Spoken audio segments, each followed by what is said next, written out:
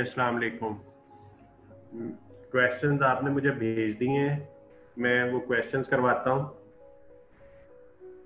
अगर किसी का इनके अलावा भी हुआ तो वो भी देख लेते हैं।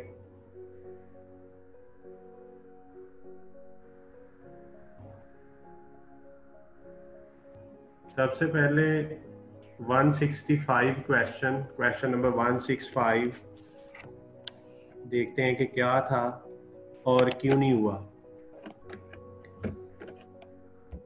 अच्छा, ये जो क्वेश्चन आपको नजर आ रहा है 165, ये एक स्टूडेंट ने मुझे कहा है, वैसे मोस्टली ने नहीं कहा, लेकिन इस क्वेश्चन को हम देखेंगे कि क्या करना है। सबसे पहला हर्डल जो इस क्वेश्चन को के ना होने में है वो है कि इस क्वेश्चन का लेआउट, इसकी शक्ल से स्टूडेंट साइकोलॉजिकली डिप्रेस हो जाता है कि मेरे से ये क्वेश्चन नहीं होगा। वजह क्या है कि उसने आपको डाटा ऐसे दिया है, उसने कहा है जॉब 1, जॉब 2, जॉब 3। तो ऐसा सवाल नॉर्मली नहीं किया होता कि जिसमें 3 जॉब्स हों। तो पहला इशू तो ये आ गया कि यार जॉब कॉस्टिंग में ऐसा सवाल तो सर ने ना कराया ही नहीं है। अच्छा जी।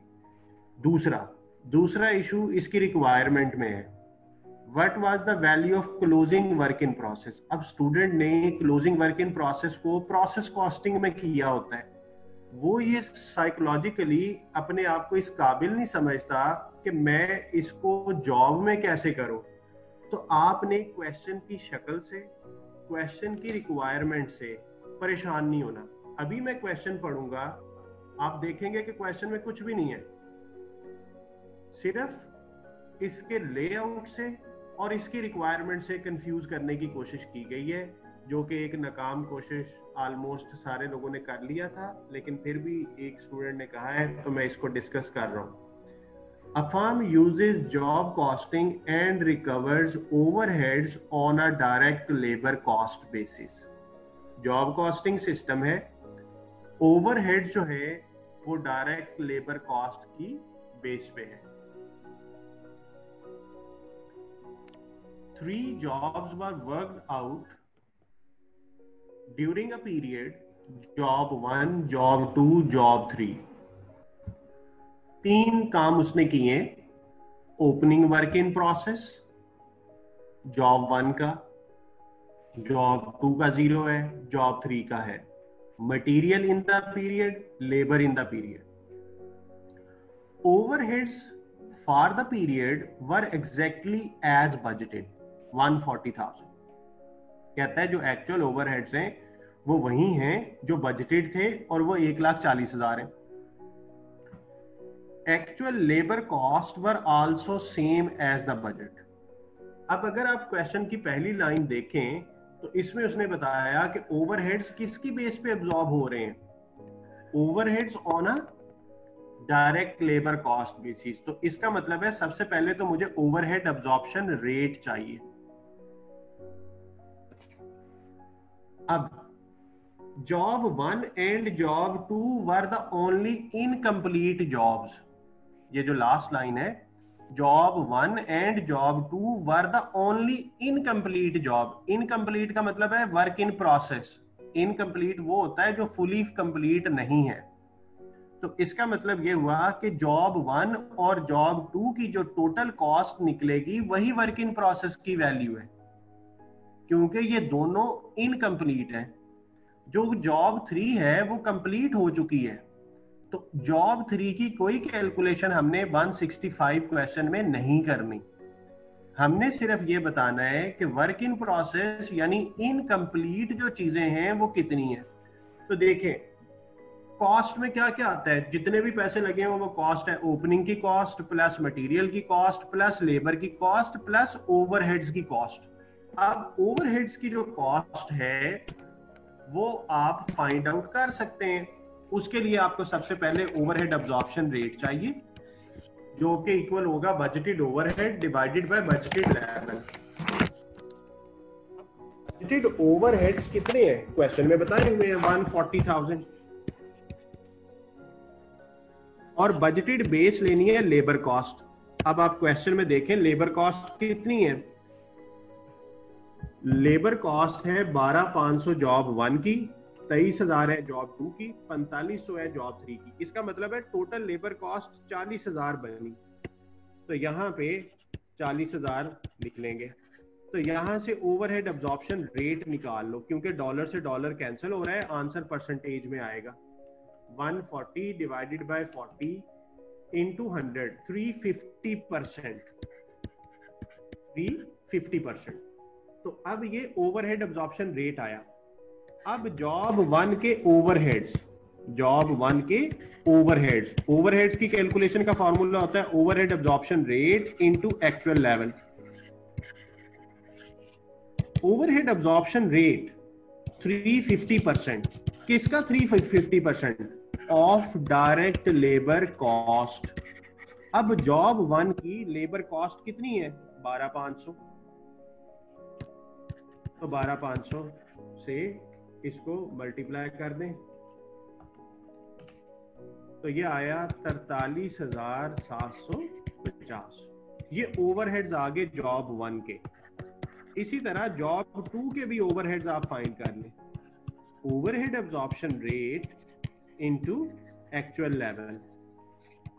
What is the overhead absorption rate? 350% into 23,000, क्योंकि जॉब 2 पे लेबर की कॉस्ट कितनी बताई हुई है क्वेश्चन में? 23,000।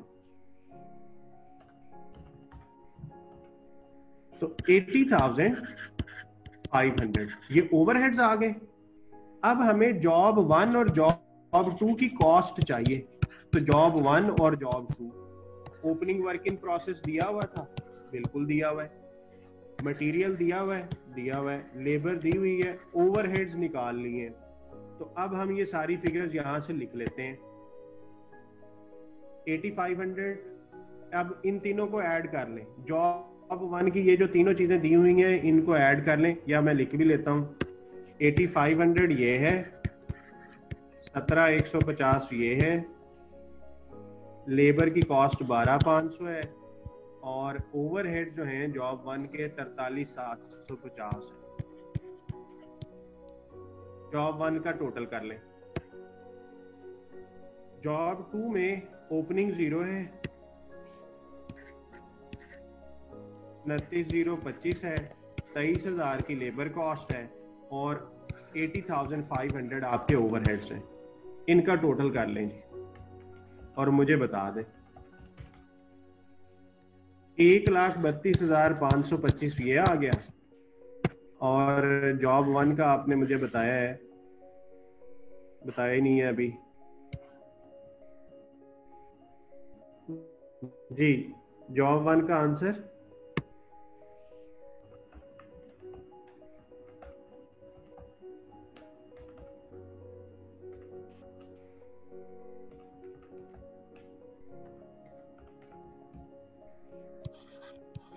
81,900। अब ये दोनों इनकम्प्लीट हैं, तो इनका टोटल कर लें।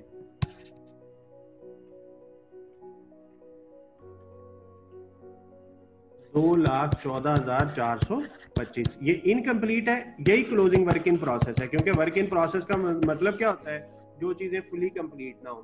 तो देखें, बेसिकली हमने जॉब की कॉस्ट ही कैलकुलेट की है, उसने साइकोलॉजिकली आपको फंसाने की कोशिश की इस क्वेश्चन में। तो डी आंसर होगा जी इसका। आंसर आप मैच कर लीजिएगा 165 का।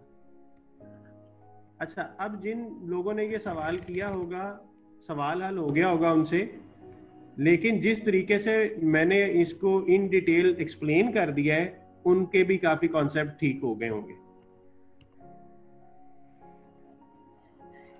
जी सही है। 166 देखते हैं क्या है। ये भी अगेन उसी एक ही स्टूडेंट ने पूछा है, तो इसका मतलब है, मुझे ये लगता है कि वो साइकोलॉजिकली बेचारा इसको ज़हन पे ले गया कि यार ये सवाल मैं नहीं कर सकता। Job 3 was completed during the period and consisted of 2400 identical circuit boards. कहता है जो जॉब 3 है वो कंप्लीट हुई है और वो 2400 सर्किट बोर्ड्स हैं। यानी वो जॉब क्या थी? सर्किट बोर्ड बनाने थे। तो 2400 सर्किट बोर्ड बनाए हैं जॉब 3 में the firm add 50% to total production cost to arrive at a selling price. What is the selling price of a circuit board? कहता है एक सर्किट बोर्ड की प्राइस बताएं। तो इसका मतलब है पहले तो मुझे कॉस्ट फाइंड करनी है, तो कॉस्ट में फाइंड कर लेता हूं। ये थी जॉब 3 4600, यहां पे मैं साइड पे ही जॉब 3 बना लेता हूं जी।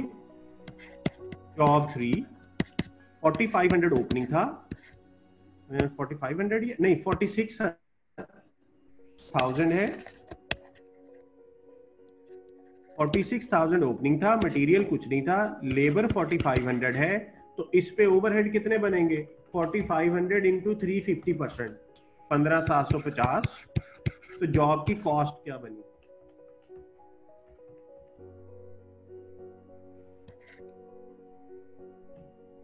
66,250, ये कॉस्ट बनी है।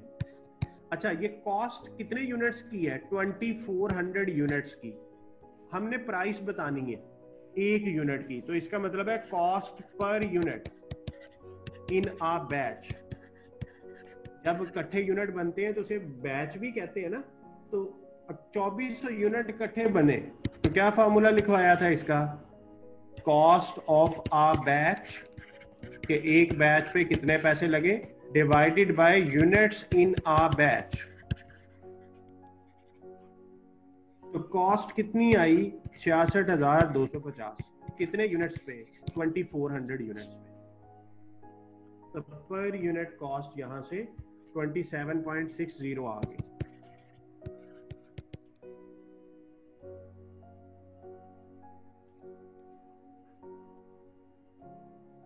अब ये तो कॉस्ट आई है, हमें तो प्राइस चाहिए। Sale price is equal to cost plus profit, ये भी पड़ा हुआ है। 27.6 plus profit is 50% of cost, उसने लिखा हुआ है क्वेश्चन में, तो इसका 50% ले लेते हैं, तो ये बना 13.80 प्लस 27.6,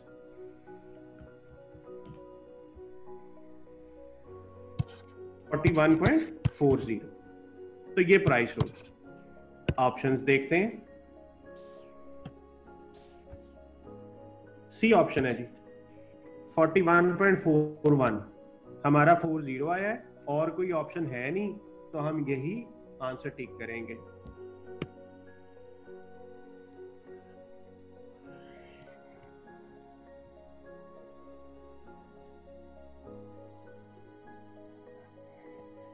जी 165 166 हो गया। अब उसके बाद 170 171, ओके 170 और 171 पे जाते हैं।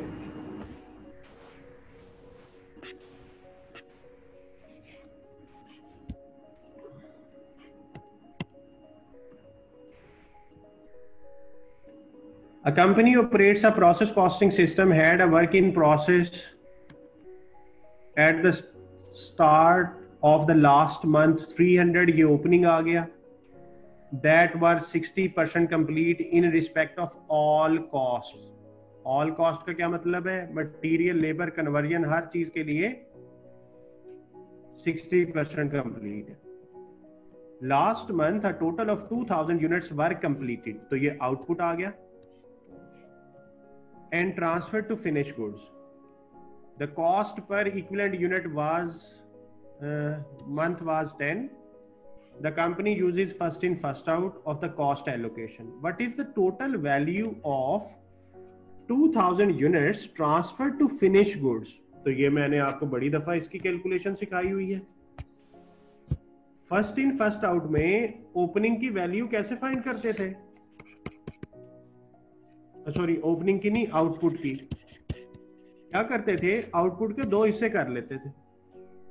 अब देखिएगा सवाल कितना आसान है, वर्किंग कितनी थोड़ी करनी पड़ रही है। ओपनिंग को सेपरेट कर लेते थे, स्टार्टेड एंड फिनिश को सेपरेट कर लेते। अब आउटपुट टोटल 2000 है, उस 2000 में से ओपनिंग कितना था? 300 है, क्वेश्चन में बताया हुआ है 300 यूनिट ओपनिंग है। इसका मतलब है स्टार्टेड एंड फिनिश कितने हैं? 1700। क्योंकि आउटपुट में से ओपनिंग लेस कर दें। अच्छा, ये जो ओपनिंग है ना, इस पे पहले भी कुछ पैसे लगे होते हैं, प्रीवियस पीरियड कॉस्ट, वो उसने दी हुई है क्वेश्चन में। ये मैं आपको दिखा देता हूं, ये दी हुई है $1710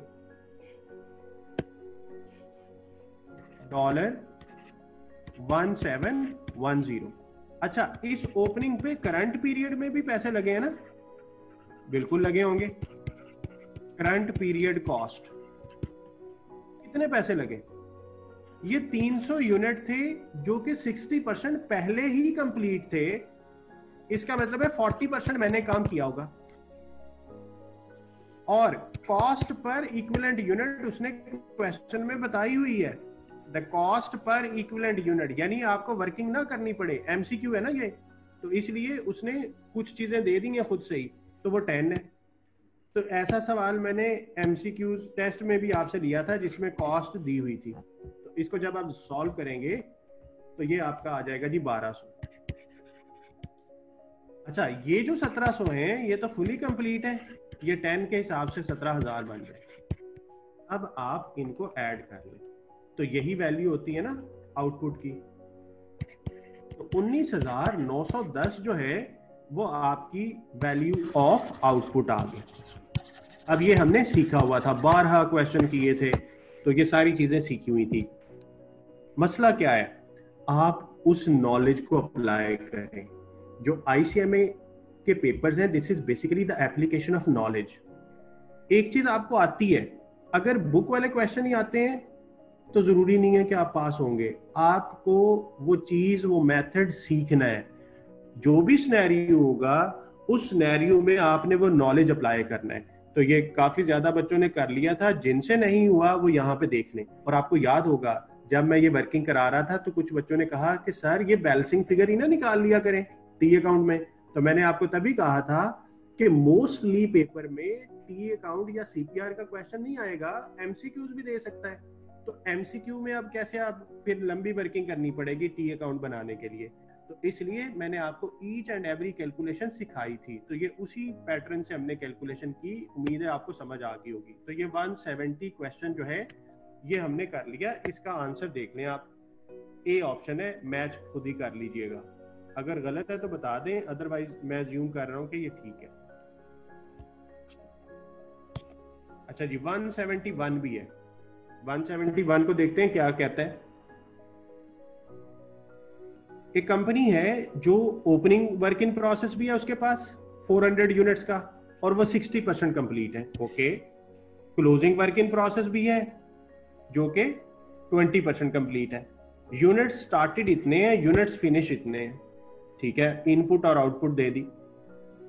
the degree of completion coated, ये जो डिग्री ऑफ कंप्लीशन 60 और 20 है, ये किन से रिलेट करती है? Labour and overheads. अब इसने उसमें खुद ही बता दिया कि ये डिग्री ऑफ कंप्लीशन लेबर और ओवरहेड्स की है।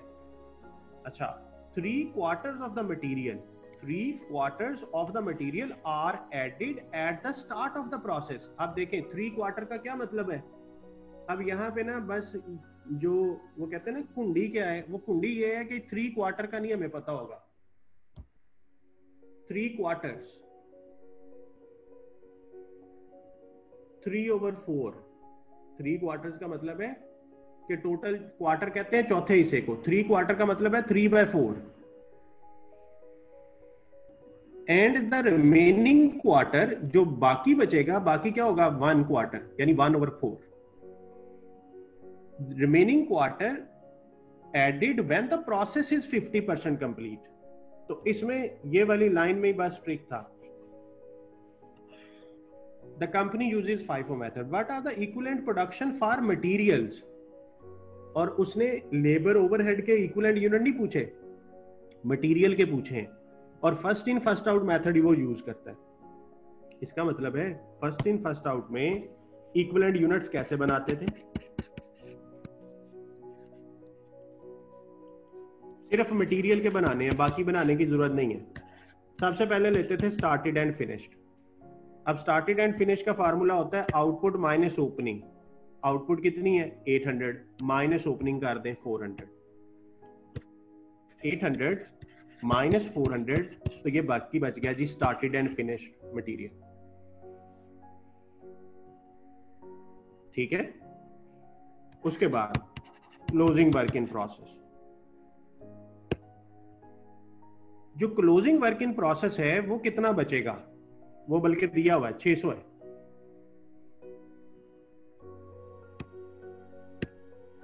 अब ये जो क्लोजिंग वर्क इन प्रोसेस है ना, इसके दो हिस्से बनने हैं। वजह क्या है कि 3/4 क्वार्टर शुरू में प्रोसेस में इन कर दिया जाता है और 1/4 बाद में किया जाता है। ये जो 3/4 है यानी 600 का 3/4 ये प्रोसेस के शुरू में, यानी ये 100% है। इसकी डिग्री ऑफ कंप्लीशन कितनी है, 100% है। तो ये क्या आएगा, 600 divided by 4 multiplied by 3 into 100%, तो वो 450 बनेगा। अच्छा, जो 1/4 है वो तब ऐड किया जाता है जब प्रोसेस 50% हो चुका हो। तो इसका मतलब है उसकी डिग्री ऑफ कंप्लीशन 50% है। 600 डिवाइडेड बाय 4 इंटू 50%, 75। तो ये क्लोजिंग पे दो तरह से कैलकुलेशन हुई। अच्छा, ओपनिंग भी आना होता है ना, फर्स्ट इन फर्स्ट आउट में ओपनिंग भी आना होता है। ओपनिंग कितने है, 400।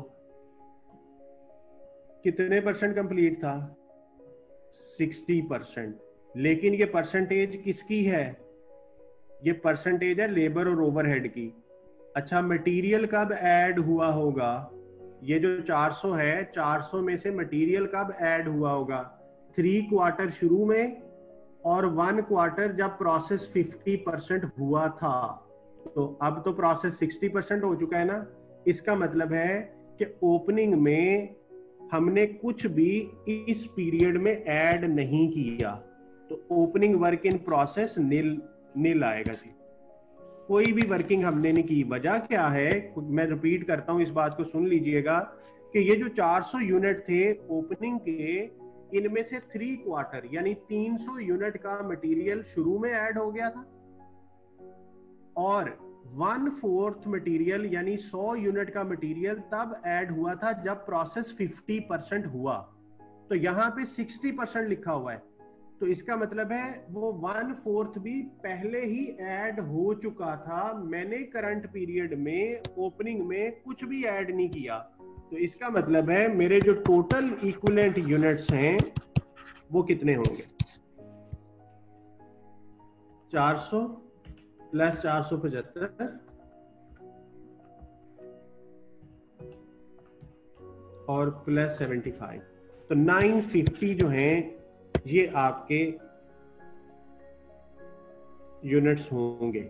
आंसर देखें कोई है, अच्छा आंसर नहीं है। हम एक दफा वर्किंग अपनी चेक कर लेते हैं, हो सकता है कि आंसर हो, अदरवाइज फिर 950 ही राइट आंसर होगा। हम सिर्फ एक दफा क्रॉस कैलकुलेशन चेक कर लेते हैं कि क्या है। यूनिट्स स्टार्टेड बताए थे, यूनिट्स फिनिश बताए थे, ओपनिंग क्लोजिंग बताया हुआ था।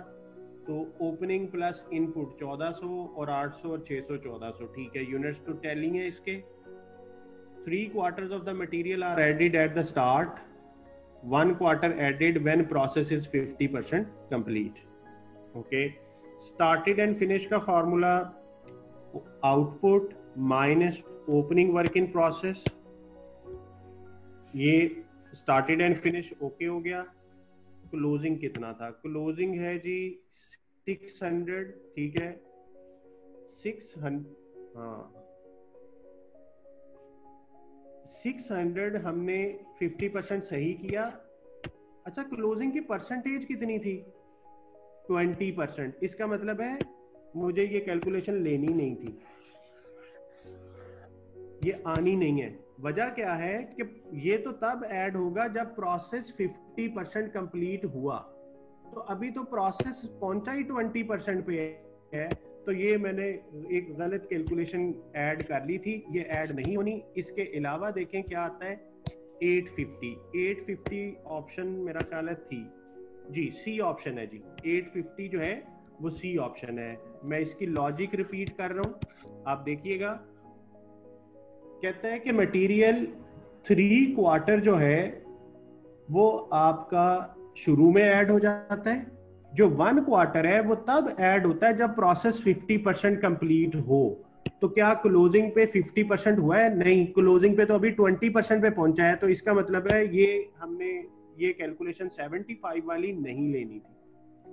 जी बता दें, इस क्वेश्चन में ये आपको क्लैरिटी होगी या 166 में?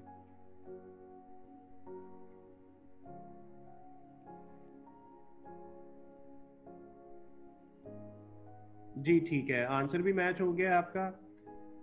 अभी आप मेरे से ना मजीद क्वेश्चन ना पूछे, मुझे एक लंबी लिस्ट आई हुई है, मैं वो वाले सवाल करा दूं, फिर आपका अगर जो रहता हुआ, जिन बच्चों ने मुझे कहा है कि सर मैंने सवाल पूछना है, तो मैं उनको अभी दोबारा पूछूंगा। अभी मुझे वो लिस्ट पहले कंप्लीट कर लेने दें, हो सकता है आपके क्वेश्चन उन्हीं में कवर हो रहे हो। जी 181 था ये, या अच्छा ये 171 है अभी। इसके बाद जी अगला क्वेश्चन है 180 181। अब हम 180 पे जाते हैं।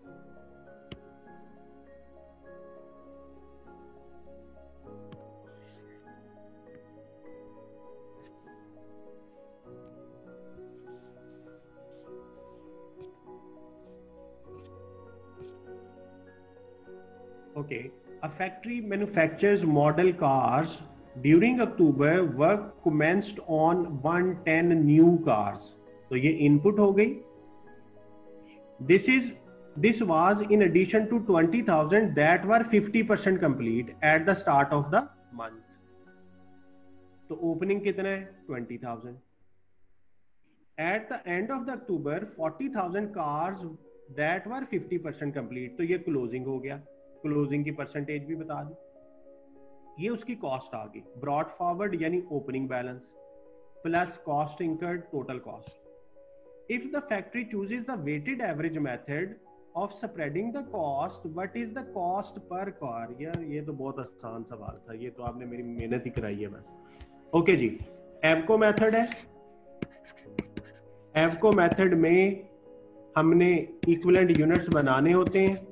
परसेंटेज एक ही दी हुई है। सबसे पहले आउटपुट आती है, फिर उसके बाद क्लोजिंग वर्क इन प्रोसेस आता है। यूनिट्स में यहां पे यूनिट्स का नाम जो है वो कार है, कार्स। आउटपुट कितनी हुई? देखो 20,000 यूनिट थे, 1,10,000 आपने नए ऐड किए, तो 20 और 110 ऐड किया तो 130 हो गए। उनमें से 40,000 क्लोजिंग में हैं, तो इसका मतलब है आउटपुट 90 है। आउटपुट कितनी है? 90,000। कैसे आई? क्योंकि बाद में आपने मेरे से पूछ लेना है कि सर 90 कहां से आ गया, तो सुन लें। ओपनिंग 20,000, 1,10,000 न्यू माइनस क्लोजिंग, तो 90,000 जो है ये आउटपुट आई। 40,000 जो क्लोजिंग है वो 50% कंप्लीट है, तो इसका मतलब है 20,000 बन गया। टोटल इक्विवेलेंट यूनिट्स हो गए 1,10,000। अब हमें cost per equivalent unit find करनी है, और एवको मेथड हम यूज कर रहे हैं। तो एवको में क्या करते थे? ओपनिंग की कॉस्ट प्लस इंकर्ड कॉस्ट, तो वो टोटल 132 उसने दिया हुआ है। 132,000 डिवाइडेड बाय 110,000। अच्छा, ये 132,000 था और ये ऊपर 3 जीरो राउंड भी हुए हैं, तो इसका मतलब है ये 132 मिलियन है।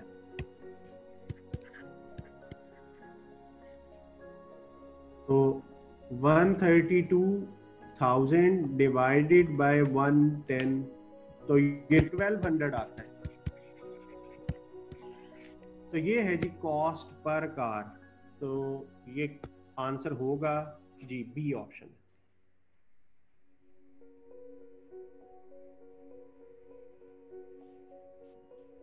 ये आसान सवाल था हसन, आपने बहुत आसान सवाल पूछे हैं, सिर्फ एक सवाल को छोड़ के जिसमें वो 3 क्वार्टर वाला कॉन्सेप्ट था।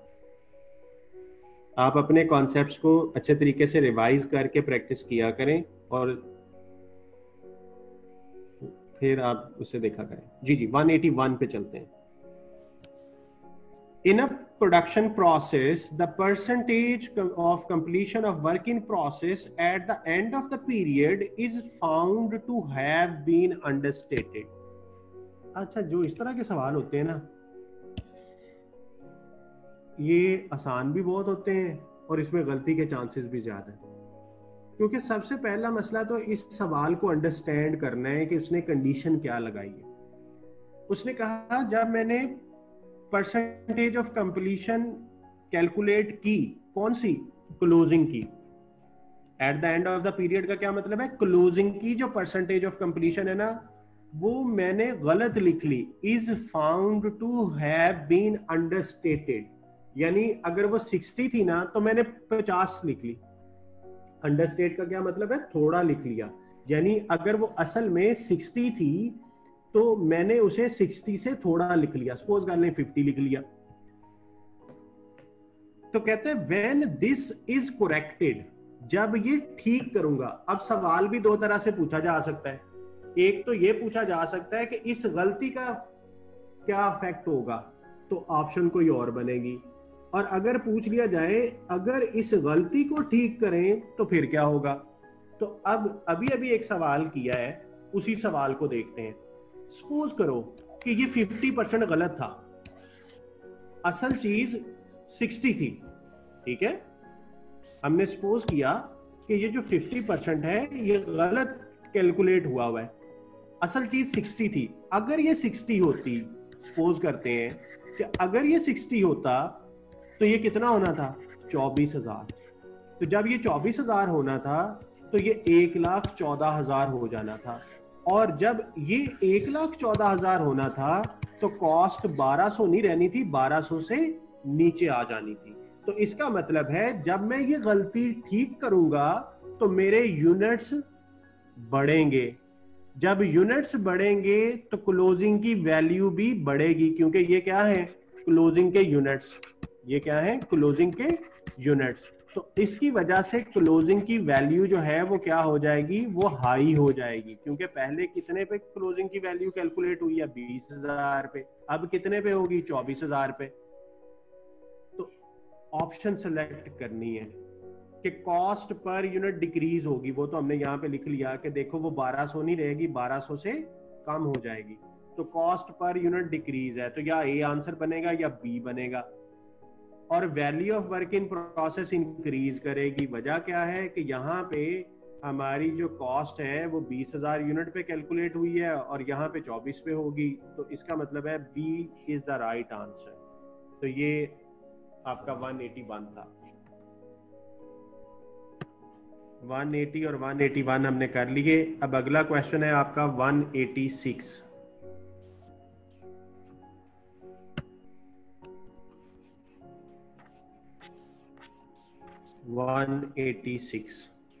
अच्छा, अब इस सवाल में भी अगेन साइकी कि यार इस तरह का सवाल तो नहीं आया। What is the actual profit and loss made on the job? ठीक है जी, प्रॉफिट एंड लॉस निकालना है। जब भी प्रॉफिट एंड लॉस निकालना हो तो क्या करते हैं? सेल प्राइस में से कॉस्ट निकालते हैं। अब मैं डाटा पढ़ता हूं। A builder has produced a quote for the some alterations. कहता है एक बिल्डर ने ऑल्टरेशन के लिए कोट किया। The price is made up as follows. Material लगेगा जी 100 किलो, 4 रुपए का किलो है, 400 हो गया। डायरेक्ट लेबर 5 घंटे होगी, 10 रुपए रेट है, 50 उनके बन गए। 15 घंटे 5 वाले हैं, 75 बन गए। फिर मुझे मशीन किराए पे लेके आनी होगी एक दिन के लिए, तो 100 रुपए के हिसाब से 100 रुपया कॉस्ट मशीन की बन गई। ओवरहेड्स 20 आवर्स हैं at the rate 8 per hour. Cost बनाई उस बिल्डर ने। फिर उसने कहा कि मैं 20% मुनाफा लेता हूँ, मुनाफा बना लिया। उसने ये प्राइस कोट कर दी। कोट का मतलब है जैसे आप किसी ठेकेदार को बुलाए ना, आप कहें कि ये काम कराना है भाई, पैसे बताओ कितने हैं। तो ये उसने ना $942 बना के ना कस्टमर को बता दिया कि भाई ये आपकी काम के इतने पैसे लगेंगे। तो ये उसकी कोटेशन है इन एडवांस। अच्छा, अब उसने काम शुरू किया। अब देखें उसके साथ हुआ क्या। एक्चुअल कॉस्ट, मटेरियल लगा 120 का, लेबर इतनी लगी, मशीन 2 दिन के लिए लानी पड़ गई, और अब वो कहता है कि बताओ प्रॉफिट एंड लॉस कितना है। तो इसका मतलब है मैं इसकी पहले कॉस्ट तो देखूं ना कि कॉस्ट कितनी आई। डायरेक्ट मटेरियल 120 किलो ज़रब 4,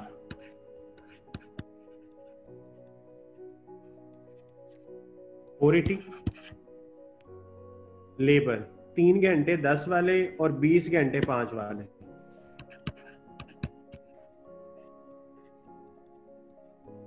30 बन गया, और 20 घंटे 5 रुपए वाले, तो 100 रुपया ये बन गया।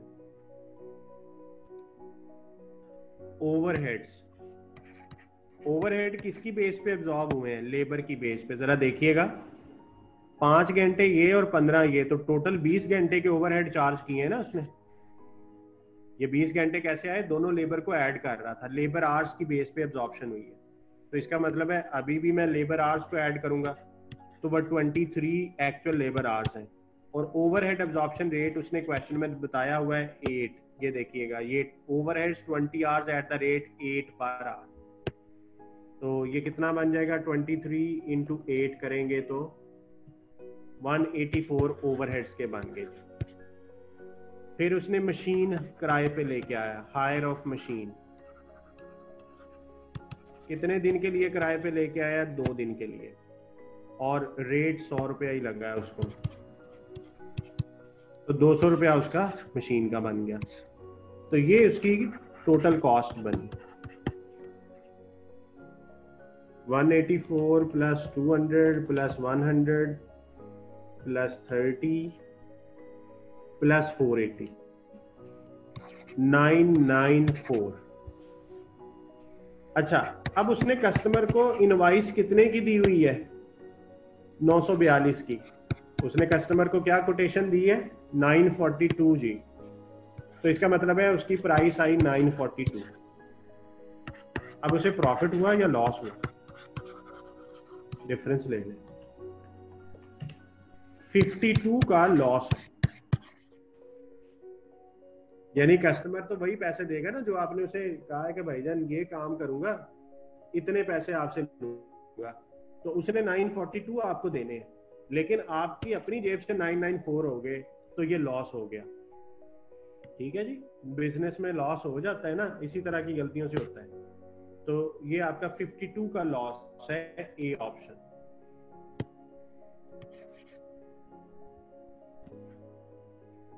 उसने यही पूछा था कि एक्चुअल लॉस बताएं।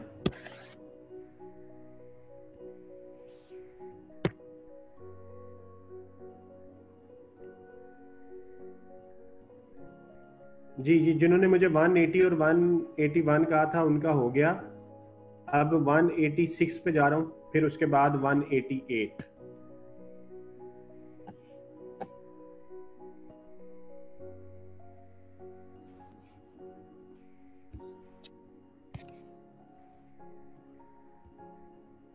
जॉब कॉस्टिंग का क्वेश्चन है। हसन, आपने मुझे जॉब कॉस्टिंग के बड़े सवाल हैं आपने मेरे से पूछे, या तो आपने जॉब कॉस्टिंग का लेक्चर नहीं दिया। A company operates a job costing system. Job 874 requires 110 hours of labor at the rate of 8 per hour. Material and other expenses amounted to 1700. There are 3 employees whose basic hours are 30 hours a week. All work is completed in 1 week at a special request of customer. Overtime is paid at time and a quarter. What is the total direct labor cost? सिर्फ labour की cost बतानी है। तो labour के 110 hours हैं, ठीक है।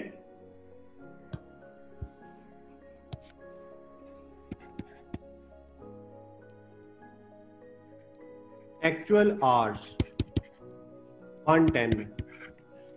अच्छा, नॉर्मल आवर्स कितने थे? क्योंकि जब भी ओवर टाइम का कॉन्सेप्ट आएगा तो आपको पता है नॉर्मल आवर्स देखने पड़ते हैं। उसने कहा था 3 लोग हैं और हर बंदा हफ्ते में 30 घंटे काम करेगा, इट मींस 90 आवर्स नॉर्मल है।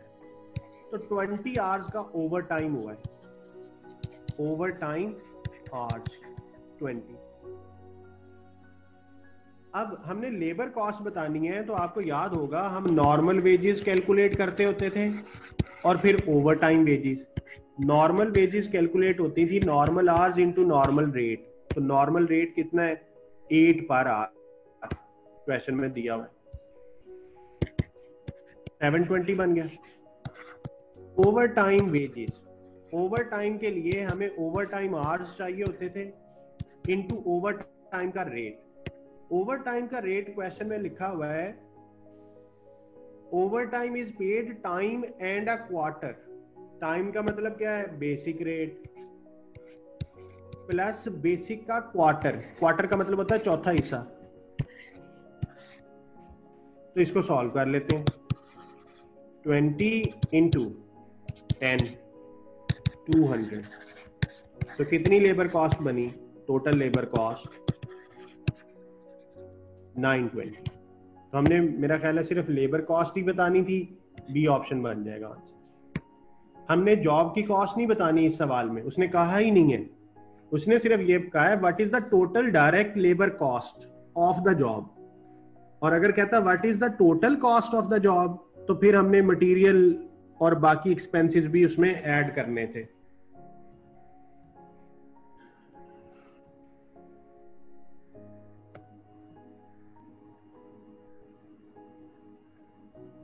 यार क्वेश्चन डिसमिस भी कर दिए आपने।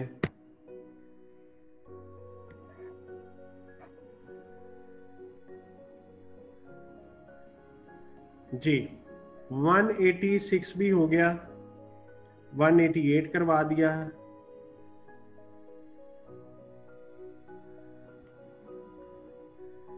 165 और 171 ये भी मैं करवाता हूँ जी। अभी देख लेते हैं 165 और 171।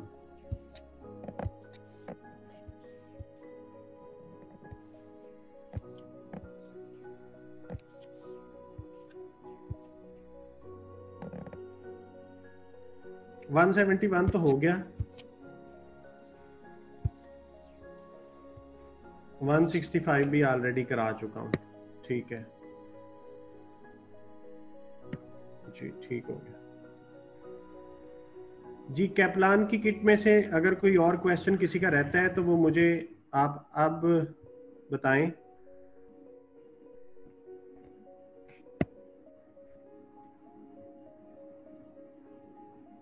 वन 172, ओके 172 देख लेते हैं क्या है।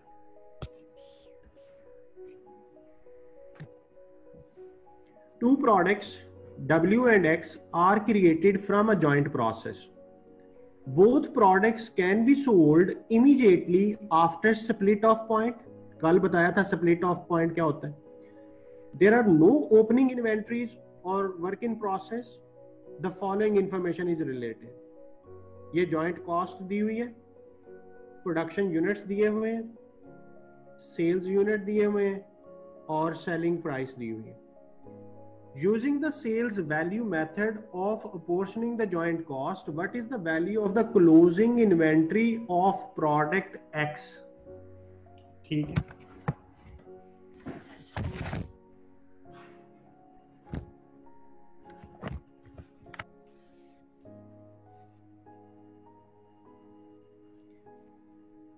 W और X दो प्रोडक्ट्स हैं, 12,000 यूनिट बनाए, 10,000 बेचे। फिर इसी तरह 10,000 यूनिट X के बनाए और 8,000 बेचे, तो क्लोजिंग में बचे 2,000। जॉइंट कॉस्ट को पोर्शन करना है और बेस लेनी है सेल्स रेवेन्यू।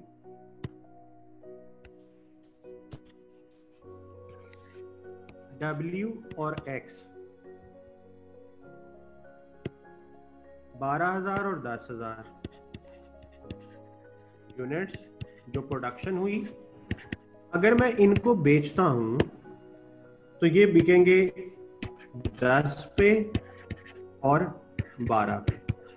ये बनेगा 1,20,000 और ये भी 1,20,000, तो ये हुआ 2,40,000। ठीक है, ये रेवेन्यू आ गया, ये टोटल रेवेन्यू आएगा।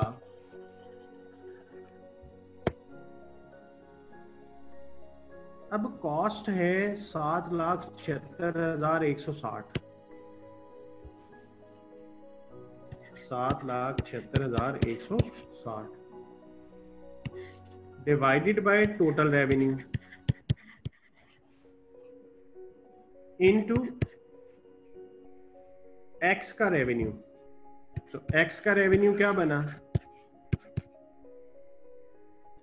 1,20,000 से जरूरत दें, 7,76,160 डिवाइडेड बाय 240,000 इंटू 120,000, तो ये बना जी 388,080। ये आपकी टोटल कॉस्ट आई 12,000 यूनिट्स की फॉर 10,000, क्योंकि एक्स की बात हम कर रहे हैं ना, ये कॉस्ट हमने एक्स की निकाली है, फॉर 10,000 यूनिट्स। अब उसने हमसे ये नहीं पूछा, उसने पूछा क्लोजिंग की वैल्यू बता दें।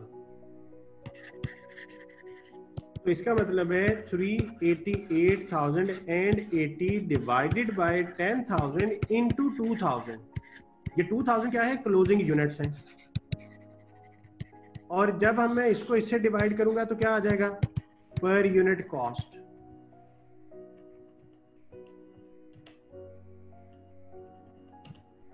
तो 77,616, तो ये होगी जी उसकी वैल्यू।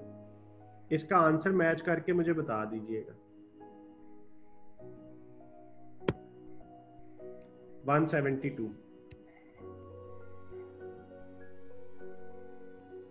जी, दोनों जॉइंट ही हैं, क्योंकि दोनों का रेवेन्यू बराबर है ना, तो दोनों जॉइंट हो सकती हैं। बाय होना जरूरी नहीं है कि लाजमी एक बाय होगी, दोनों जॉइंट ही। जी आंसर सही है।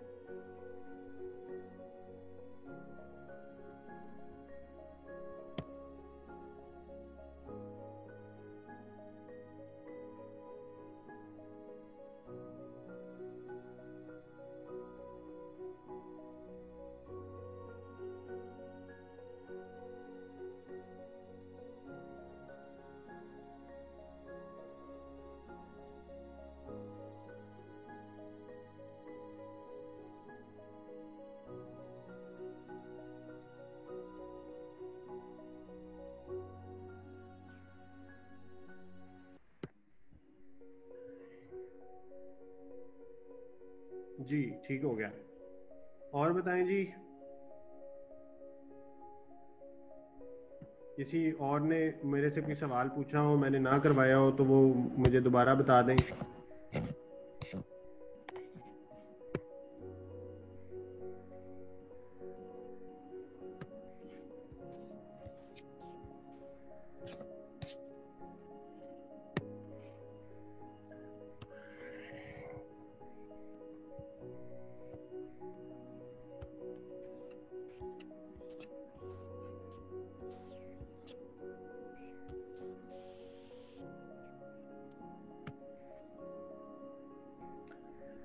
168 का भी कहा गया है जी, ये देख लेते हैं। ABC manufactures product X in a single process. Normal loss in the process is 10% of output. अब देखें यहाँ पे उसने स्पेशल लिखा है कि 10% किसका लेना है, आउटपुट का। And scrapped units can be sold off at 4 per unit, ये scrap value. In a period 8 there was no opening and no closing, तो ये तो सिंपल केस बन गया, case 1। Process cost of the direct material, direct labor and overheads totaled 184,800. Input was 13,200. What is the cost per unit? इसमें देखिए opening closing है नहीं, input equal होगी आउटपुट के प्लस नॉर्मल लॉस के प्लस अब नॉर्मल लॉस के, ठीक है। क्लोजिंग है नहीं, तो इसका मतलब है डेबिट साइड और क्रेडिट साइड बराबर होती हैं, तो डेबिट साइड में सिर्फ इनपुट बचा, क्रेडिट साइड में ये चीजें बचनी है। इनपुट उसने बताई है 13,200, आउटपुट नहीं पता, एक्स है, और नॉर्मल लॉस कहता है 10% होगा एक्स का, क्योंकि क्वेश्चन में क्या लिखा है 10% ऑफ आउटपुट, तो आउटपुट मुझे पता नहीं है। अब नॉर्मल लॉस के बारे में भी क्वेश्चन साइलेंट है, तो इट मींस 0 है, तो ये बना, ये ऐड होके बन गया 1.10x is equal to 13,200। This implies x is equal to 13,200 divided by 1.10, तो ये कितना आएगा, 12,000 आ जाएगा। अब आपने x किसको कहा, x आपने कहा आउटपुट को, तो नॉर्मल लॉस कितना बनेगा आपका, 12,000 का 10%, तो 1200 बनेगा। इसका मतलब है केस 1 में एवरेज कॉस्ट पर यूनिट का क्या फार्मूला होता था, कॉस्ट इंकर्ड, कि आपके पैसे कितने लगे हैं, minus scrap value plus disposal cost divided by input minus normal loss. Input 13,200 की है, नॉर्मल लॉस आप निकाल चुके हैं 1200, कॉस्ट इंकर्ड थी 184,800 माइनस स्क्रैप वैल्यू, ये जो 1200 यूनिट होंगे ये कितने का एक सेल हो जाएगा, 4 का, तो ये 4800 हो गया, माइनस 184,800 180,000 हो गया, डिवाइडेड बाय 12,000, तो आंसर आपका 15 आता है। ये है एवरेज कॉस्ट पर यूनिट, तो बी आंसर आपका बन जाएगा। तो ये जिसने पूछा है वो चेक कर ले कि क्या इसका बी आंसर ही है, और उसे समझ आ गई है। ये बहुत आसान था, केस 1 वाला सिनेरियो था, इसमें कोई इक्विवेलेंट यूनिट नहीं बनने, बस इसमें जो उसने ट्रिक दिया था वो यही था कि नॉर्मल लॉस ना आउटपुट की परसेंटेज थी, तो आउटपुट है नहीं, उसे मैंने एक्स सपोज कर लिया, वहां से नॉर्मल लॉस निकल आया, और अगर आप टी अकाउंट भी बनाते तो वहां पे भी आपने ऐसे ही करना।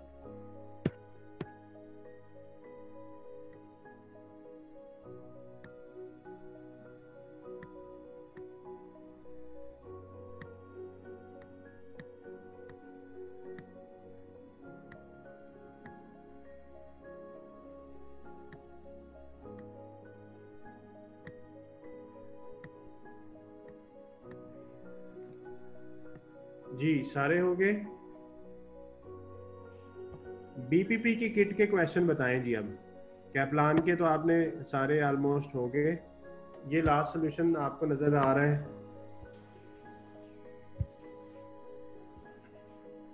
इन दोनों में से आपने कोई कहा होगा।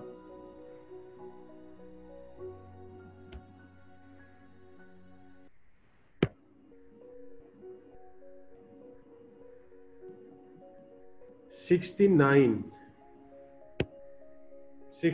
या 169, मैं सपोज कर लेता हूं कॉमन सेंस यूज करके कि 169 आपने कहा होगा।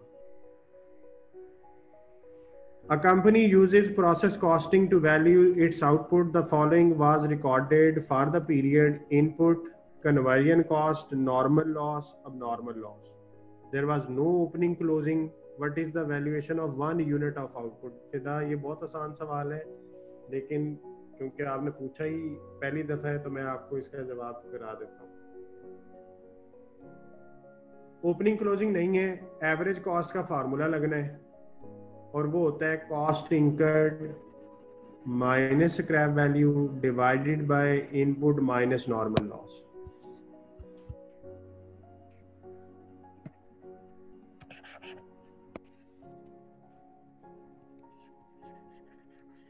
एवरेज कॉस्ट पर यूनिट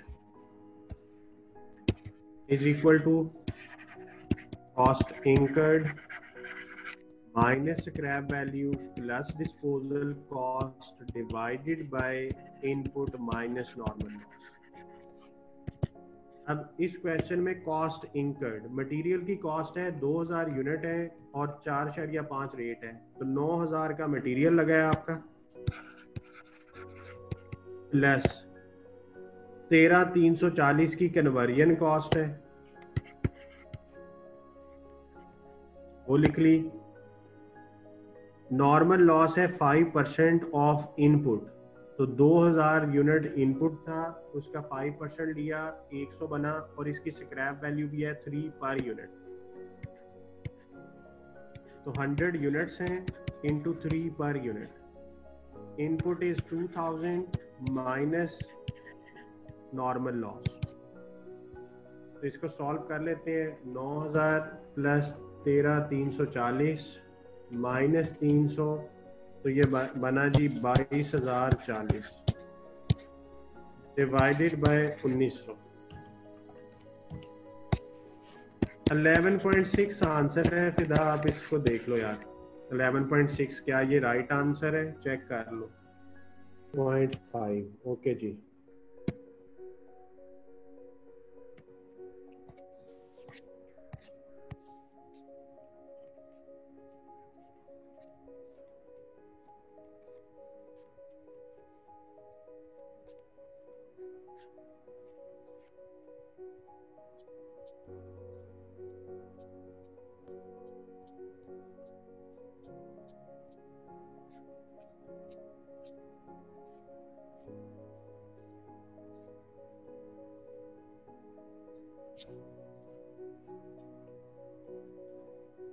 यार ये जो क्वेश्चन है ना, ये अभी जो हमने जॉब 1, जॉब 2, जॉब 3 वाला किया है, जिसमें ओपनिंग भी था, मटेरियल था, तो ये उसी से रिलेटेड है।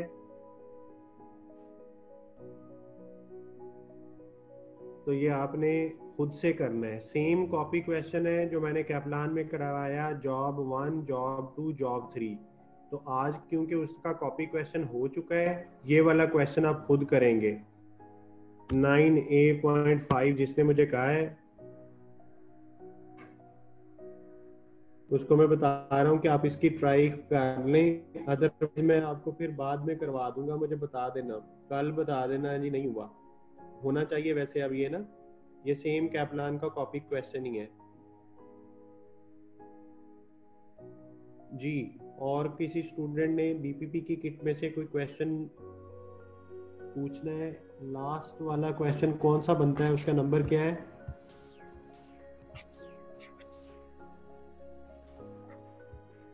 होपफुली ये होगा 9A.15। A truck delivered sand to 2 customers in a week. The following details are available: customer X, customer Y। अच्छा, ये डिलीवर की है इसने चीजें, तो ये सर्विस कॉस्टिंग में आएगा। तो सर्विस कॉस्टिंग अभी हमने पढ़ा नहीं है, लेकिन एमसीक्यू ये सर्विस कॉस्टिंग का है, तो ये अभी हमने टॉपिक नहीं पढ़ा, इसलिए इसको अभी छोड़ देते हैं। 9A.15 ये सर्विस कॉस्टिंग का टॉपिक में, आप अगला टॉपिक मेरा सर्विस कॉस्टिंग ही है। तो सर्विस कॉस्टिंग को जब करवाऊंगा ना, तो उसके साथ ये होगा, उसको करने के बाद आप ये कर लेंगे जी। और बताइए बीपीपी की किट में से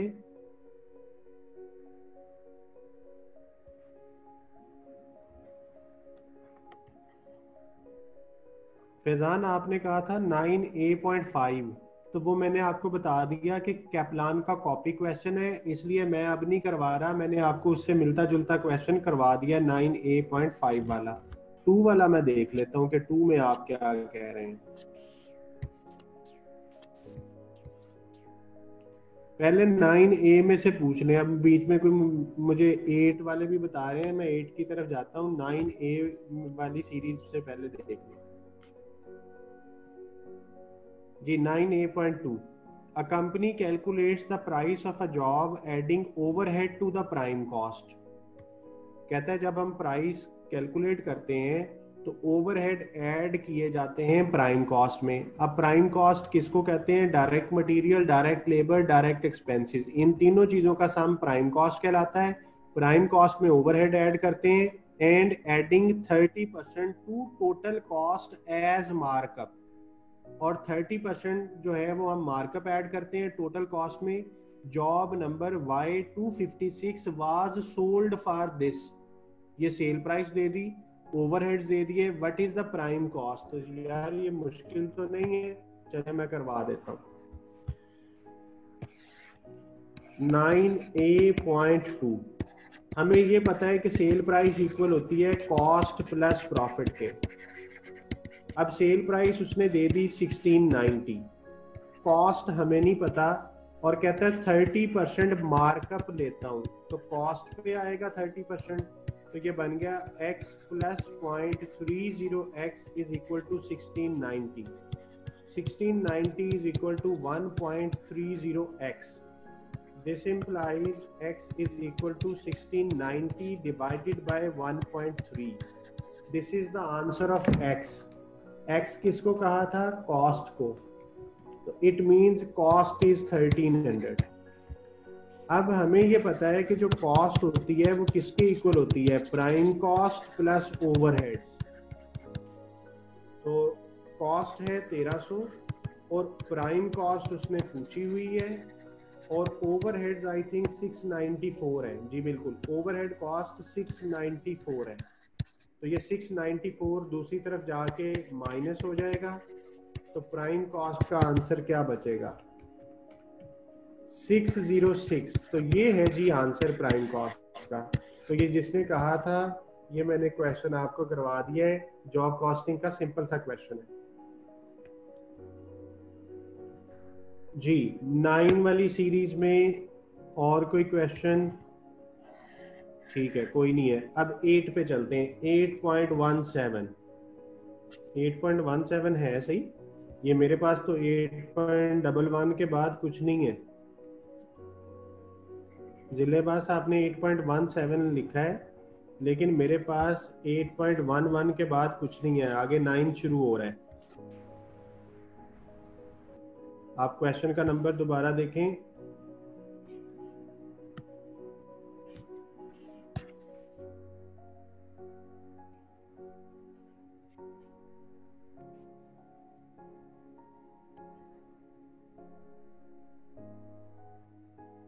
अच्छा, 8A.17। अच्छा, मैं 8B में हूँ।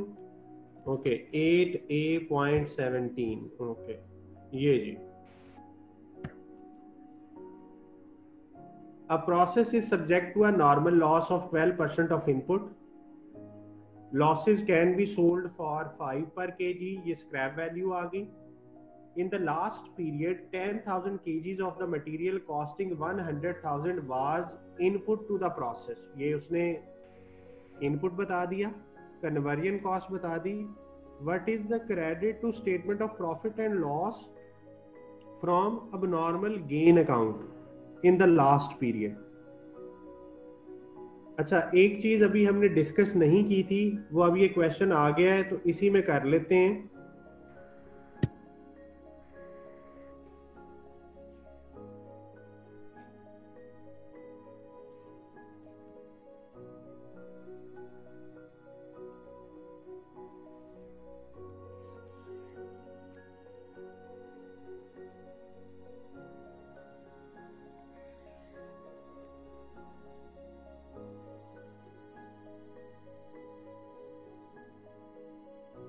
Impact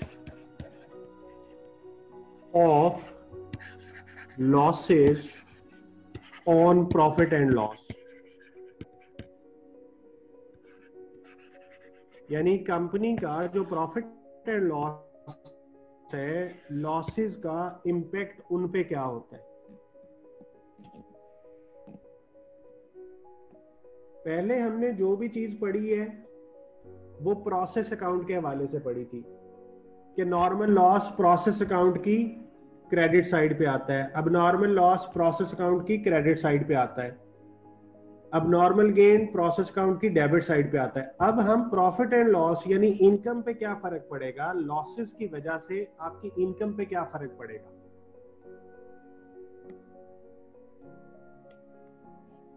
जो नॉर्मल लॉस होता है,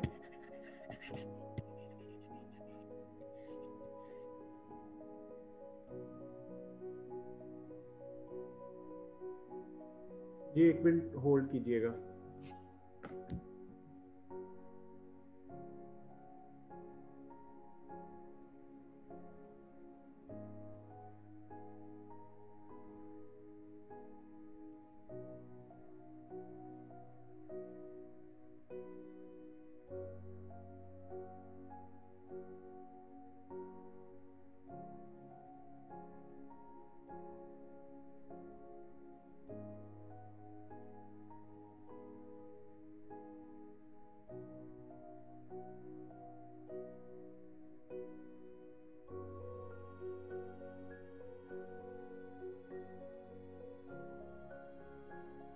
जी, अब हम डिस्कस करने लगे impact of losses on profit and loss.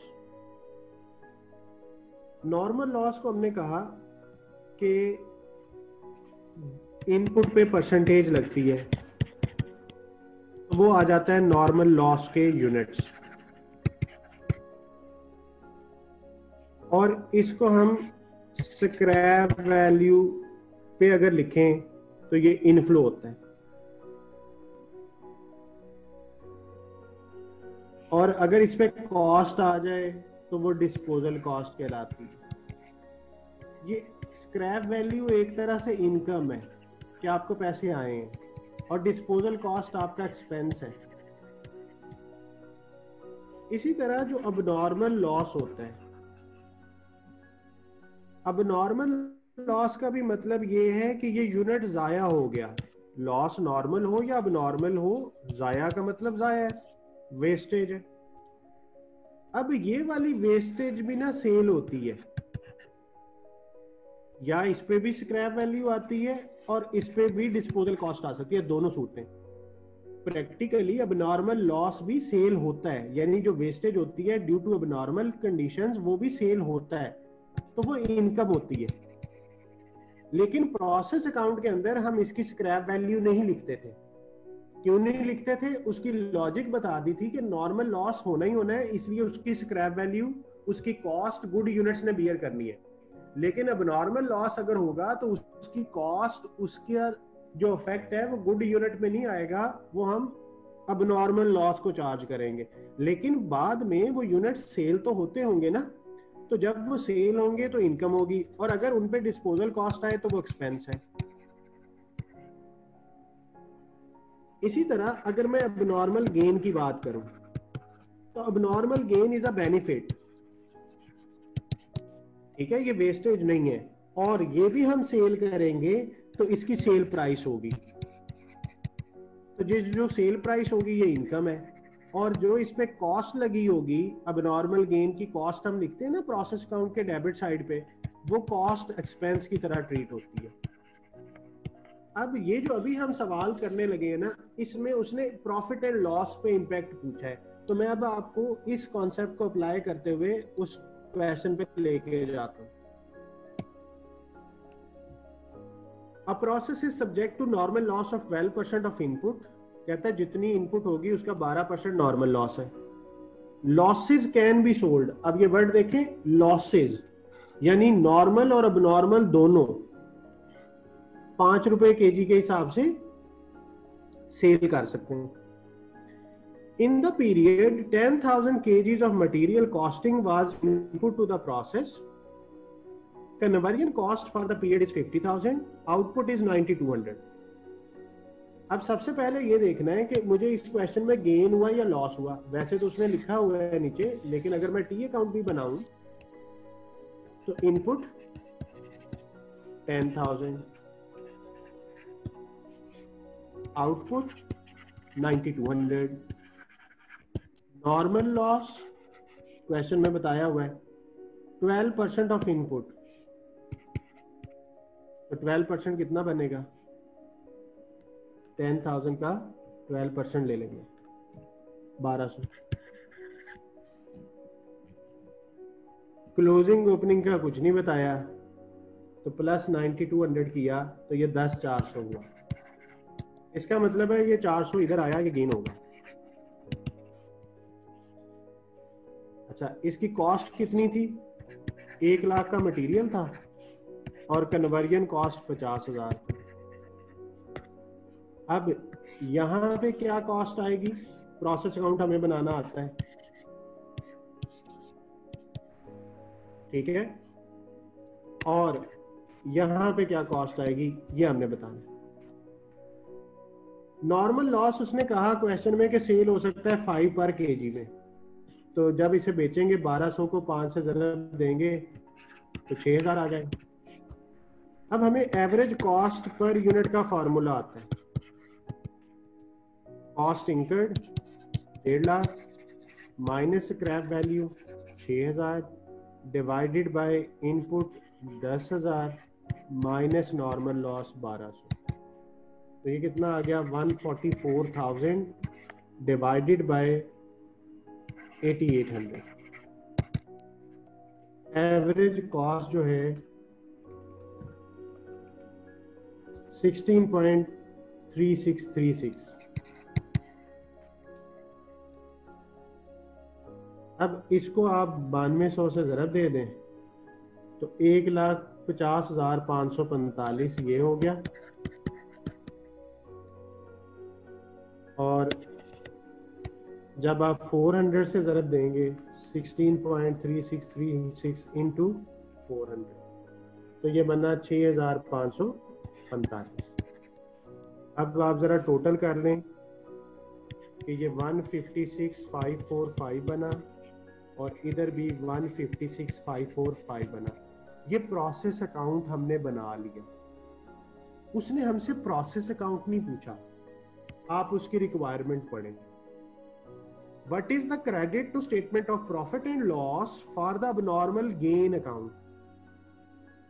कहता है abnormal gain account की वजह से प्रॉफिट एंड लॉस पे क्या फर्क पड़ेगा।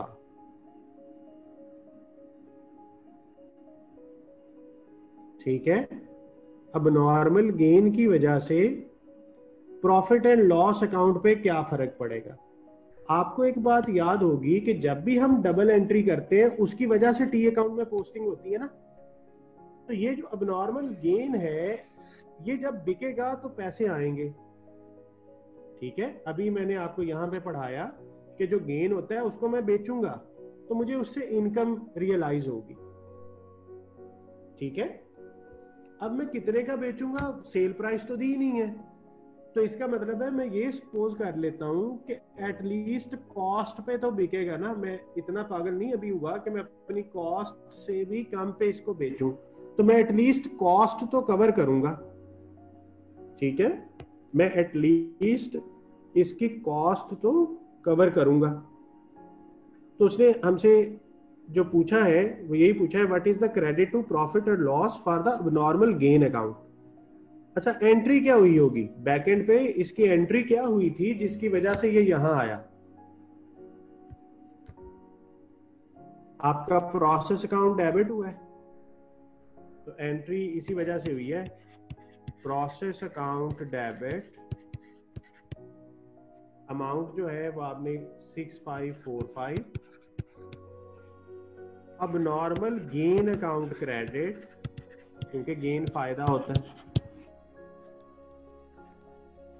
और ये गेन बाद में इनकम का पार्ट बनता है, यानी प्रॉफिट एंड लॉस। इसका मतलब ये हुआ कि ये जो वैल्यू है इसी वैल्यू से ये चार्ज होगा। तो इसकी वैल्यू जो है आपने निकाली वो 6545। आंसर देखें तो 6 के करीब करीब आंसर जो है वो डी बनता है। मुझे जरा कंफर्म कर दीजिएगा कि इसका आंसर क्या है।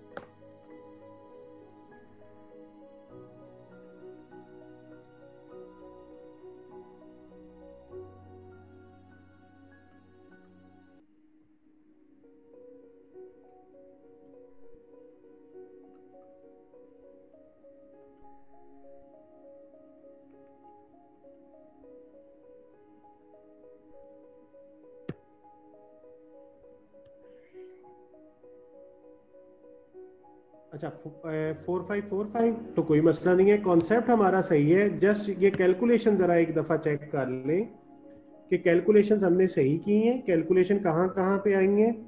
ये कॉस्ट इंकर्ड 150 माइनस 6,144 आता है।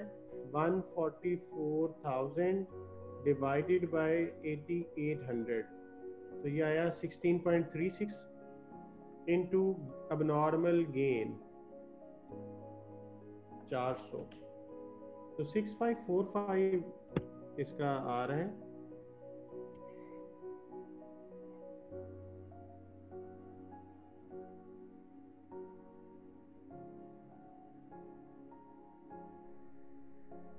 इस क्वेश्चन में हाँ, स्क्रैप वैल्यू कोई दी हुई थी जी।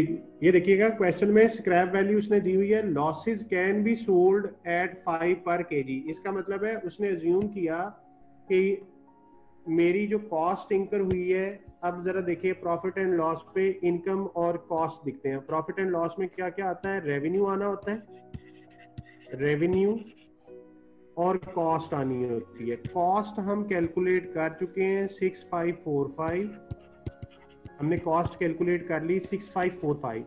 अब ये 400 यूनिट मैं बेचूंगा किस रेट पे, अब वो रेट या तो मुझे बता देता, अदरवाइज जो स्क्रैप वैल्यू है वो लिख लेते हैं। अब स्क्रैप वैल्यू क्यों लिख रहा हूं, इसकी पहले लॉजिक सुने।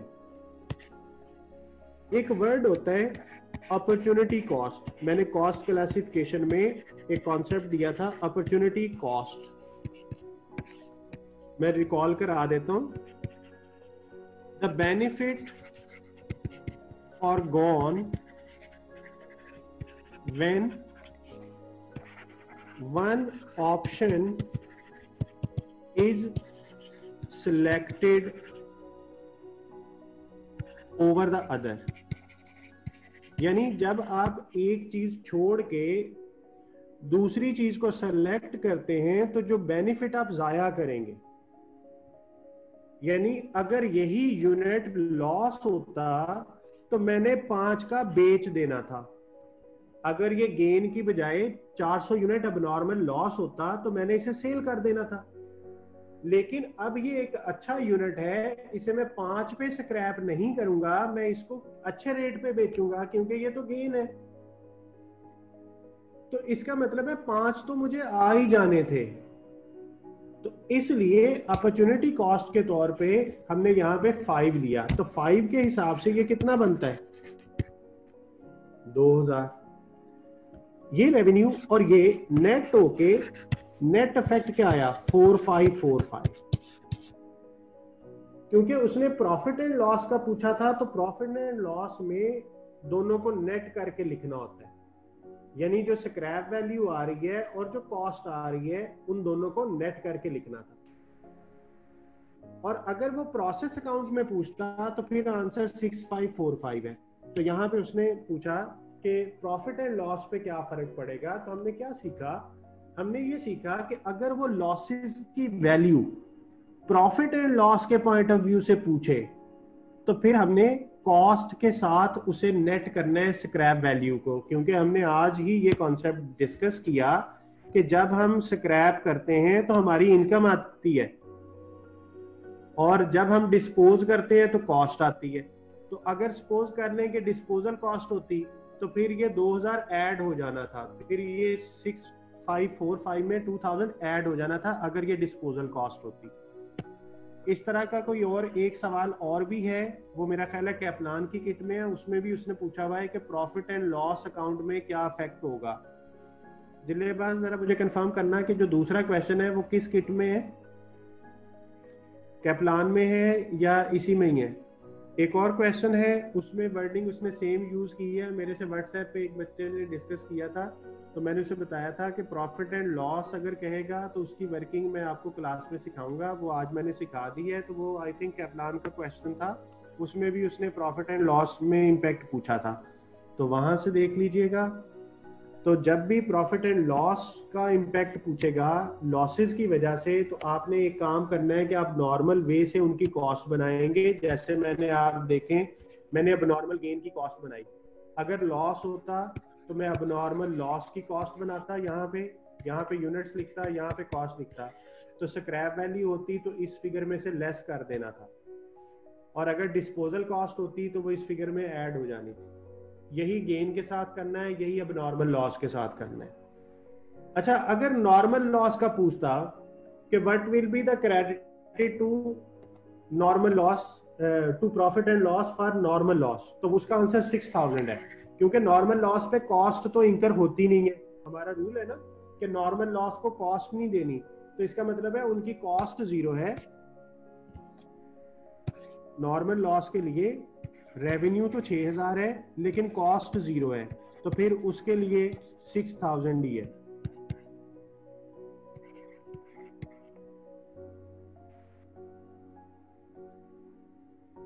और ये जो है net charge to profit and loss जो है वो 4545।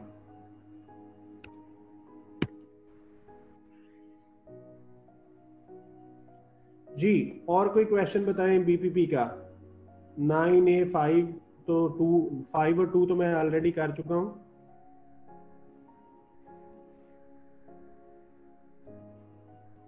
जी स्क्रीनशॉट ले लें, नो इशू।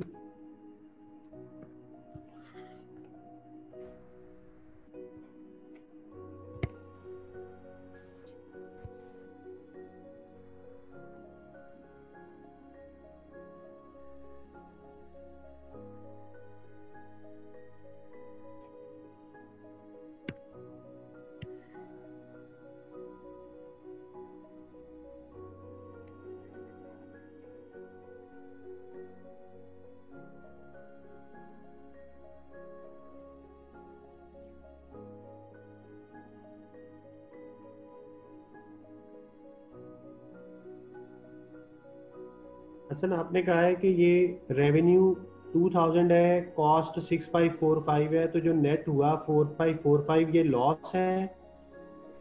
ये नेट कॉस्ट है, लेकिन ये यूनिट बाद में सेल होने हैं, इनकी फुल प्राइस मिलेगी हमें, यानी ये जो यूनिट गेन हुआ है ना ये फुल प्राइस पे सेल होंगे।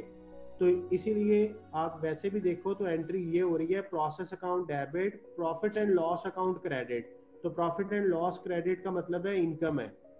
तो ये कॉन्सेप्ट थोड़ा मतलब लॉजिकली देखें तो ये प्रॉफिट है, लेकिन ये जो वर्ड 4545 है ये कॉस्ट ही है, लेकिन इसने क्योंकि बाद में सेल होना है, इसकी प्राइस जनरेट होनी है, तो ये अल्टीमेटली प्रॉफिट एंड लॉस को फायदा देगा, यानी आपके प्रॉफिट को बढ़ाएगा। इसीलिए उसने वर्ड यूज किया है which will be credited to profit and loss account.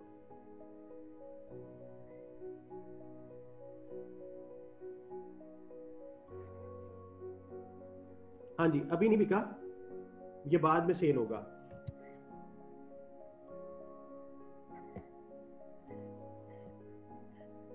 Eight A six okay ji.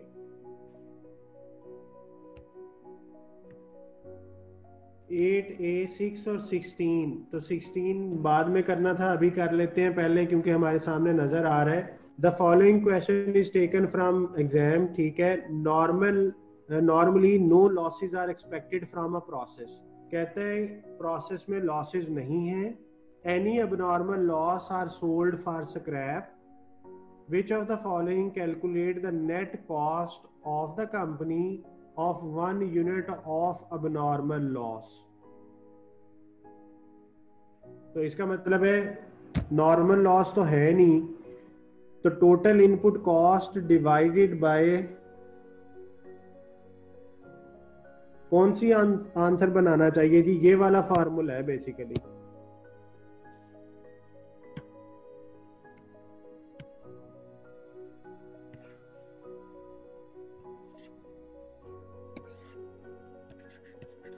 Average cost per unit is equal to cost incurred minus scrap value plus disposal cost divided by input minus normal loss। अब उसने कहा expected loss 0 है, इसका मतलब है cost incurred divided by input, ये formula होना चाहिए। क्योंकि जब नॉर्मल लॉस 0 होगा तो ना स्क्रैप वैल्यू आएगी, ना ही डिस्पोजल कॉस्ट आएगी, और कॉस्ट इनकर्ड टोटल जो हुई होगी वो लेंगे और डिवाइडेड बाय इनपुट करेंगे। अब इसका आंसर क्या बनता है? Total input cost divided bye, ये सी मोस्ट सूटेबल आंसर सी है। आप चेक कर लें 16 का आंसर क्या है, 8A.16 का आंसर, क्योंकि जो इस फार्मूला के मुताबिक मोस्ट सूटेबल बनेगा ना उसे सिलेक्ट करना है। अगर ये सेम टू सेम नहीं है तो जो करीब तरीन होगा वो सिलेक्ट करेंगे। Total input cost minus scrap value divided by expected output, तो यही एक बन रहा है, आप इसे देख लीजिएगा। अच्छा आंसर डी है, let me check. Input minus expected output, अच्छा सही है। यहाँ पे वर्ड उसने यूज किया था नेट कॉस्ट, ये वर्ड देखिएगा, ये मैंने ओवरलुक कर दिया। इसमें उसने लिखा है which of the following calculate the net cost to the company for 1 unit of abnormal loss.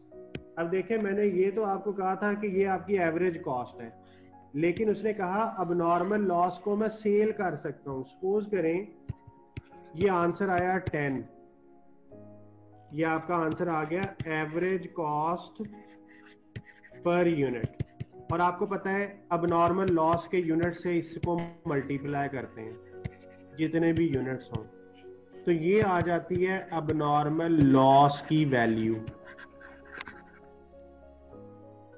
अब अगर अबनॉर्मल लॉस बिकता हुआ तो स्क्रैप वैल्यू लेस करनी चाहिए ना, तो ये बचेगी नेट कॉस्ट। यहां पे उसने वर्ड नेट कॉस्ट का यूज किया है, which of the following calculate the net cost to the company. तो इसीलिए फार्मूला देखें, total input divided by expected output, यानी फार्मूला वही वाला, जो आंसर आया उसमें से scrap value per unit minus कर दो, क्योंकि आंसर पर यूनिट है तो पर यूनिट माइनस कर दो या टोटल से कर दो, एक ही बात है। तो आप चाहते तो आप इसमें से भी per unit scrap value minus करते, तो यही नेट कॉस्ट आनी थी। हम कोई फिगर्स अज्यूम कर लेते हैं, सपोज करें 1000 यूनिट्स हैं, तो अब नॉर्मल लॉस की वैल्यू आ गई 10,000, और स्क्रैप वैल्यू भी अज्यूम कर लें कि 2 है जी, एट द रेट $2। तो इसका मतलब है 1000 यूनिट से मुझे 2000 स्क्रैप वैल्यू आ गई, तो ये बच गया 8000। और अगर मैं यहाँ पे पर यूनिट 2 लिखूं तो नेट कॉस्ट बची 8। अब इससे भी मैं 1000 से मल्टीप्लाई करूं तो ये एग्जैक्टली सेम आंसर आया, तो इसीलिए टोटल से भी निकाला जा सकता है, पर यूनिट से भी। So D is the right answer. ये वर्ड नेट कॉस्ट था। अगर ये नेट कॉस्ट, नेट का वर्ड हटा लें, which of the following calculate the cost, यानी नेट का वर्ड अगर ना होता तो फिर सी आंसर था, और नेट की वजह से स्क्रैप वैल्यू के साथ नेट करना है। जी बता दें सारे बच्चे, आपको ये पॉइंट क्लियर हो गया, क्योंकि नेट कॉस्ट है तो फिर cost minus scrap value adjust करके लिखना होता है। जी शाबाश, ठीक है।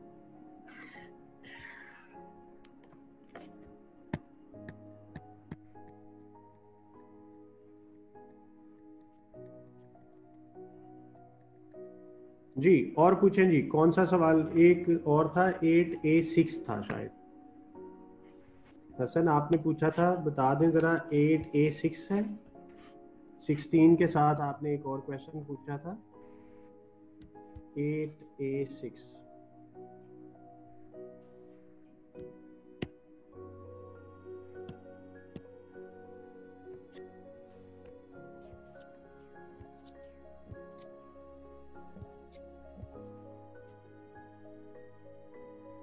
A company needs to produce 340 liters of chemical X.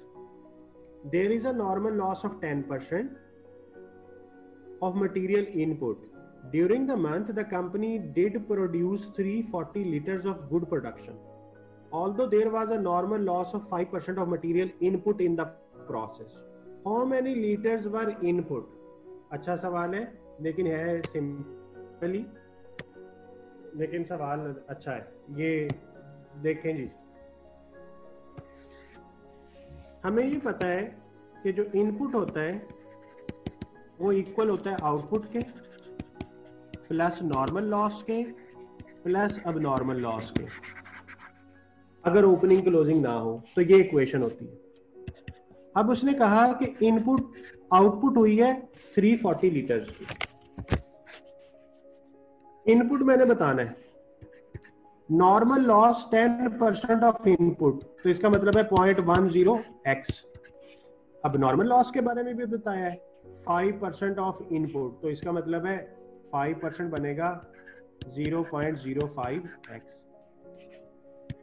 Simplify करते हैं इस इक्वेशन को, 0.15x, तो यहां से x minus 0.15x is equal to 340, और x का आंसर आ जाएगा 340 डिवाइडेड बाय 0.85,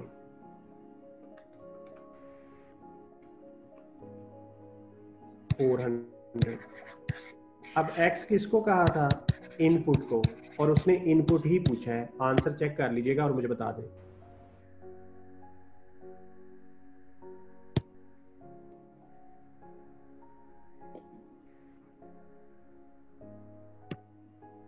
जी, और किसी का कोई क्वेश्चन?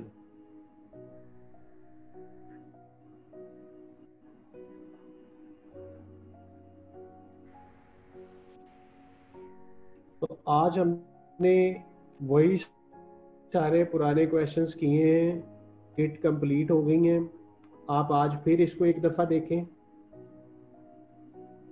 जी, मैं आपके कहने से पहले ही मैं वाइंडिंग अप की तरफ जा रहा हूँ कि इसको अच्छे तरीके से आप रिवाइज कर लें। Job costing, batch costing, process costing, ये हमारा टॉपिक कंप्लीट हो गया है। अब इसको हम इतना ही पढ़ेंगे, बाकी जब हम रिवीजन करेंगे तब हम इसको दोबारा फिर देखेंगे। हम अगले टॉपिक से कल से इंशाल्लाह स्टार्ट करेंगे।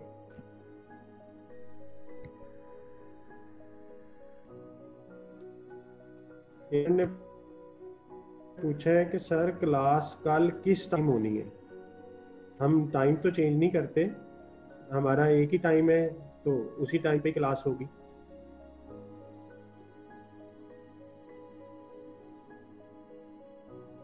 क्वेश्चन नंबर 165, अब मुझे याद नहीं है कि क्वेश्चन नंबर 165 कौन सा था और उसकी वर्किंग कौन सी है।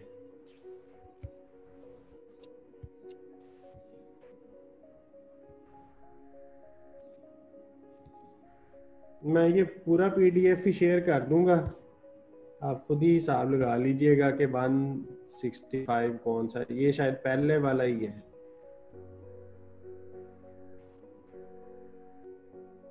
चलिए जी, अगर कोई और क्वेश्चन नहीं है तो एंड करते हैं। जिन बच्चों के पेपर पास हुए हैं उन सबको बहुत बहुत मुबारक हो कि उन्होंने पास कर लिए, और जिन्होंने पेपर पास नहीं किए वो दोबारा डेडिकेशन के साथ पढ़ना स्टार्ट करें, क्योंकि पढ़ के ही पास होते हैं। बेस्ट ऑफ लक, और जिनके पास हुए उन सबको कंग्रेचुलेशन।